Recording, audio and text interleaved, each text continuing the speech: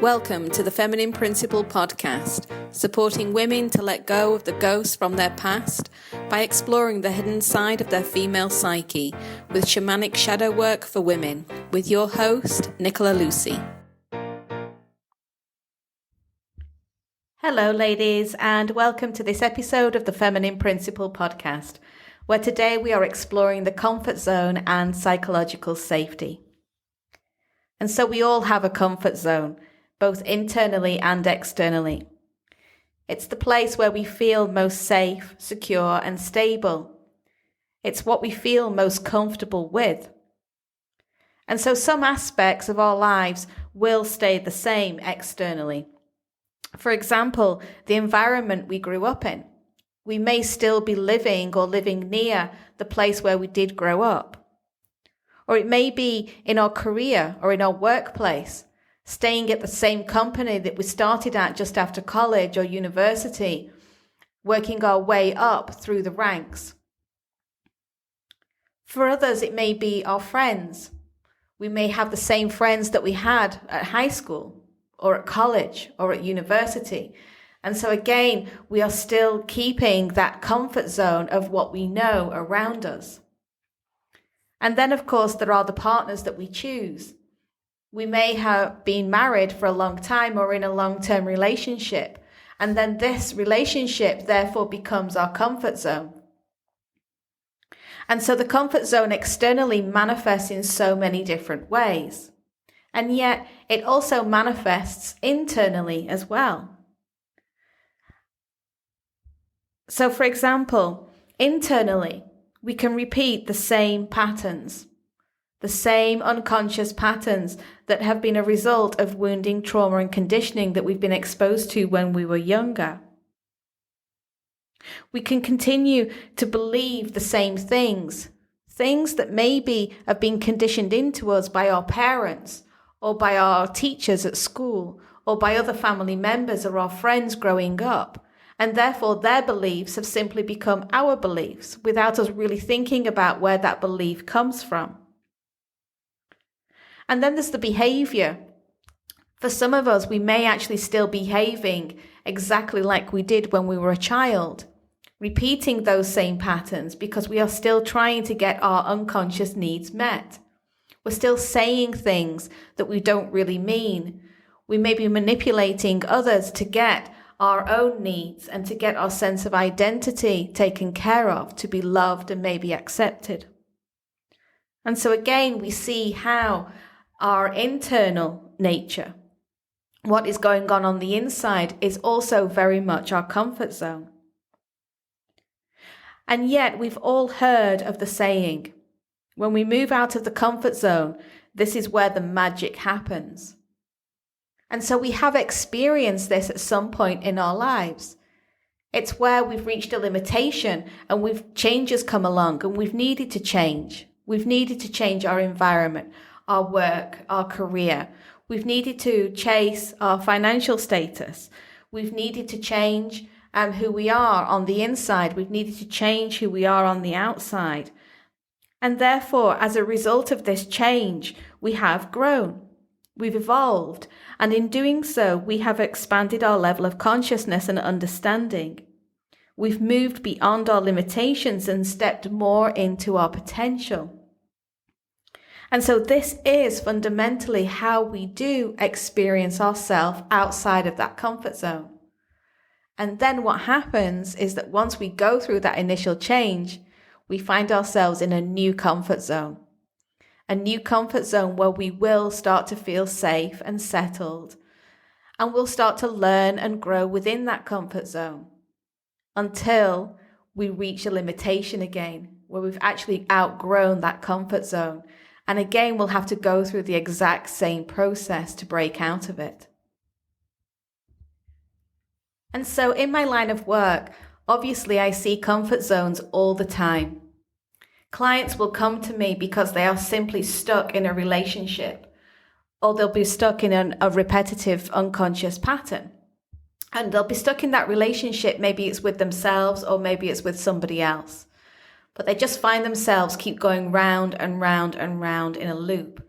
And therefore they know that something needs to shift. that they cannot continue to repeat this unhealthy pattern over and over again, that there must be something beyond it.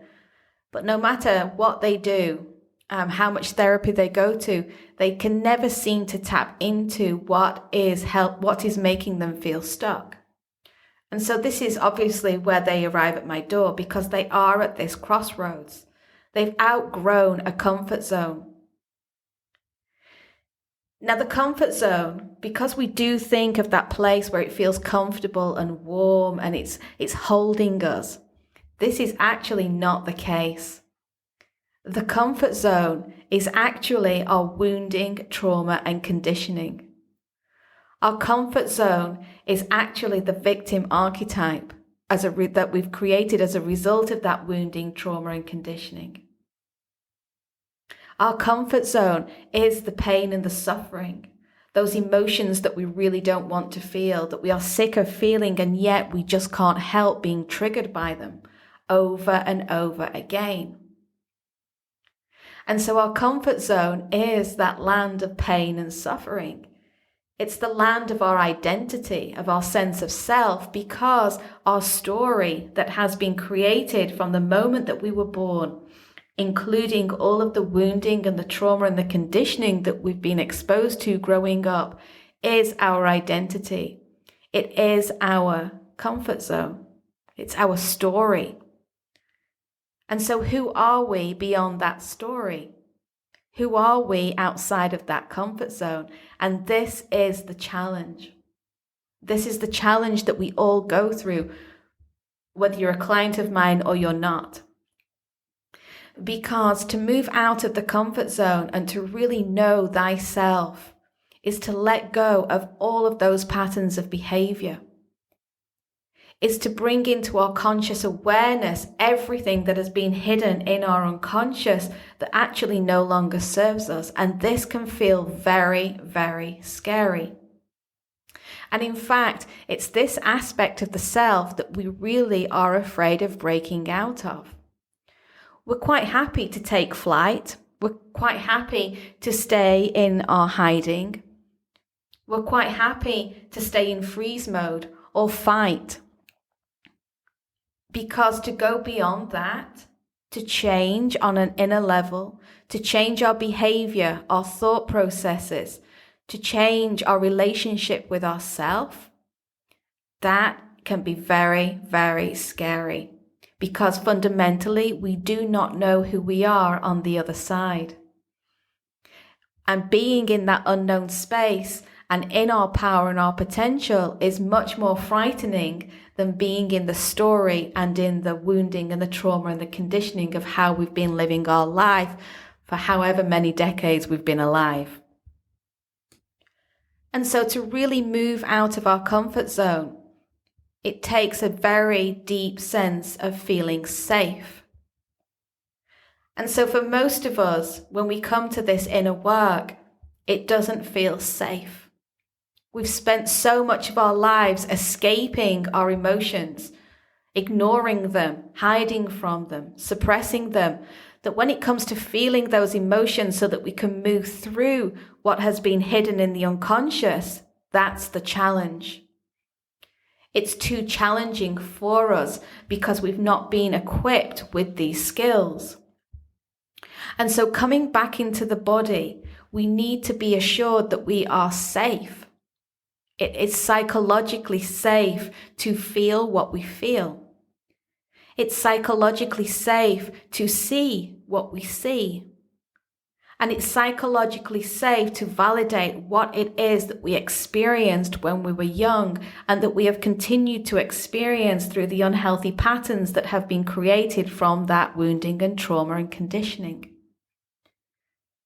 And so feeling safe fundamentally is the way in which we do come back home to self and start to break out of that comfort zone of the illusion of our identity. The illusion that was created from that wounding, trauma and conditioning and all of those belief systems that actually do not reflect who we are beneath the surface. And when we start to feel into this psychological safety, we're starting to come back into the body. And so that then we start to see how our external world no longer reflects our internal world.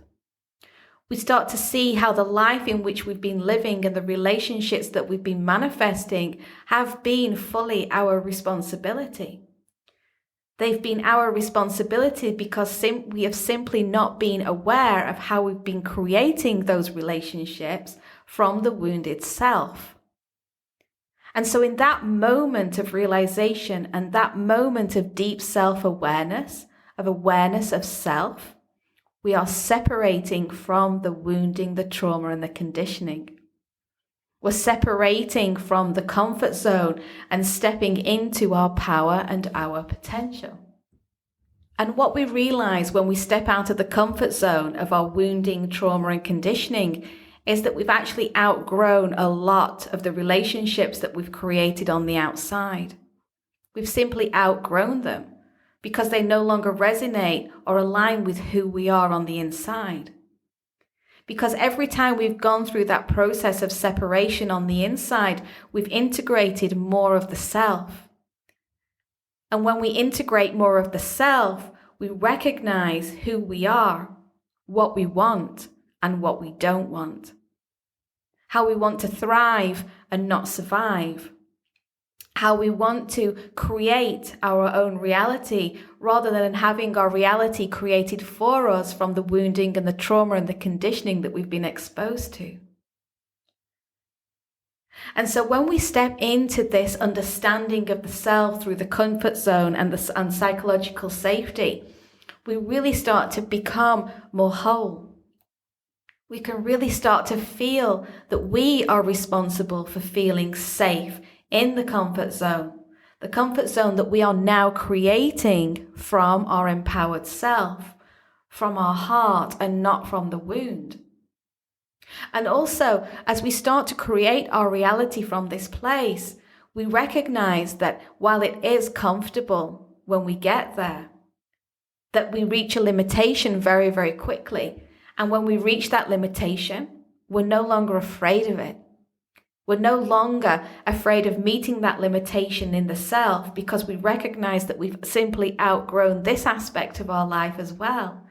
And therefore, it's our choice if we want to step through the door and see what's on the other side. What more of our potential could possibly be waiting for us? Potential that is yet to be explored. Potential that is, as of yet, unknown. And so this is when we step into our power.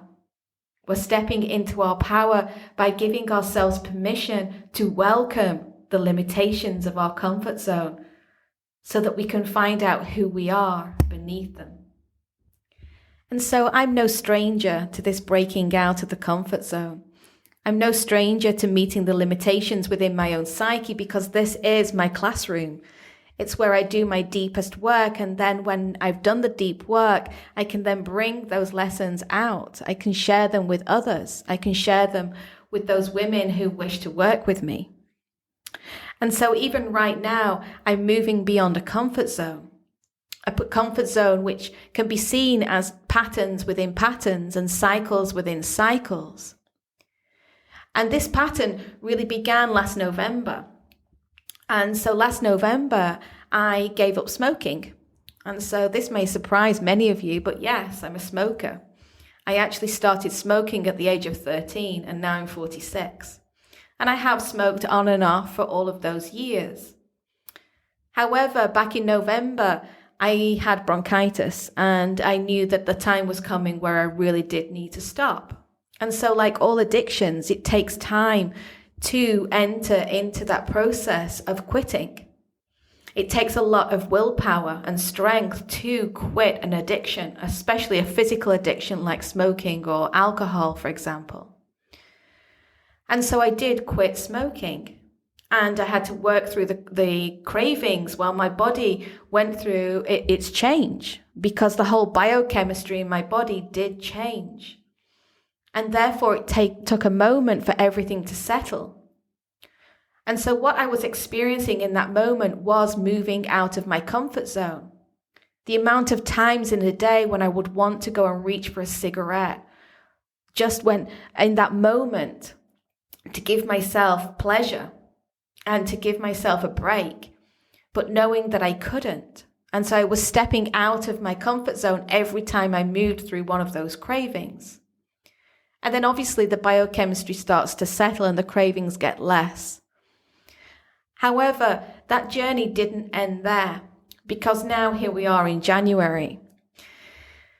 And so what I realized is that now that my body has calmed down and it's starting to find its balance again physically, obviously all of the reasons why I started to smoke back at the age of 13 have started to come to the surface. I've been going back to when I was 13, to that moment when I began to smoke. However, what I realized was that I had to go back a year before, to when I was 12.